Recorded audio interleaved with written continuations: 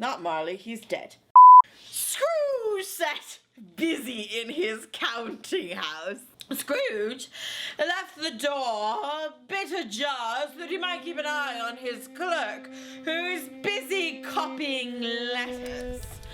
Scrooge had a very small fire, but the clerk's fire was so very much smaller that it looked like a single piece of coal.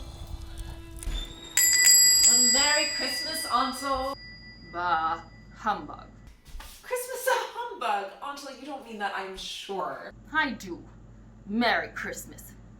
What reason have you to be merry? You're poor enough. What reason have you to be morose? You're rich enough. Ah, humbug. What's Christmas time to you but a time for paying bills without money? If I could work my will, every idiot who went around with Merry Christmas on his lips would be boiled with his own pudding and buried with a stake of holly in his heart. Ansel! You keep Christmas in your own way. Let me keep it in mine. Much good it's ever done you. But I'm sure that I have always thought of Christmas time as a good time. The only time I know of when men and women open their shut-up hearts freely and really think of the people below them as fellow passengers to the grave and not just another race of creatures bound on other journeys.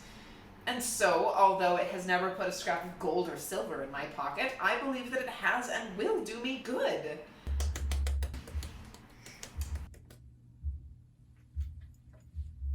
Ansel, don't be angry. Come and dine with us tomorrow.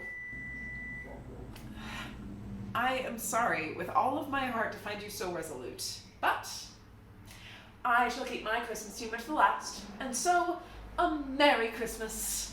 Good afternoon. And a Happy New Year.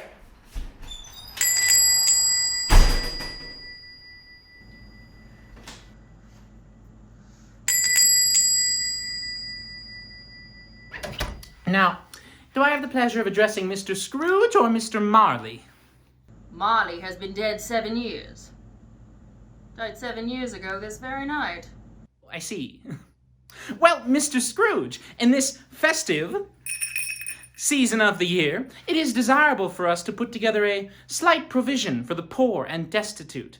Many thousands are in want of common necessities and comforts. Are there no prisons? Plenty of prisons. And the workhouses? Both very busy, sir. Oh, good. From what you had said at first, I thought something had stopped them in their useful course. Very glad to hear it. They scarcely furnish cheer in mind or body. A few of us are endeavoring to put together a fund to buy the poor some meat and drink and means of warmth. What shall I put you down for? Nothing. You wish to be anonymous? I wish to be left alone.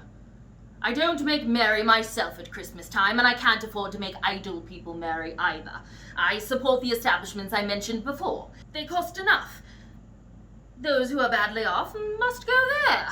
Many can't go there, and many would rather die. If they would rather die, they better go ahead and do it. Decrease the surplus population. Seeing that it was useless to pursue his point, the man withdrew. Meanwhile, the fog and darkness thickened.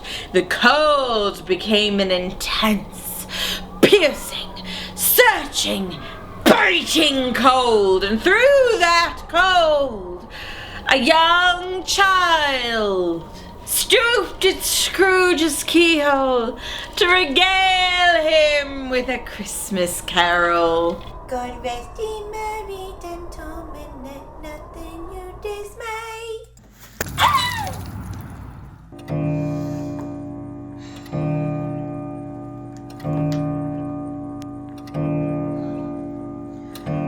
You'll want all day tomorrow, I suppose. If it's quite convenient, sir. It's not convenient, and it's not fair. You don't think me ill-used for paying a day's wage with no work? It is only once a year. A poor excuse for picking a person's pocket every 25th of December. But I suppose you'll need the whole day. be here or the earlier the next morning. I will, Scrooge. Merry Christmas!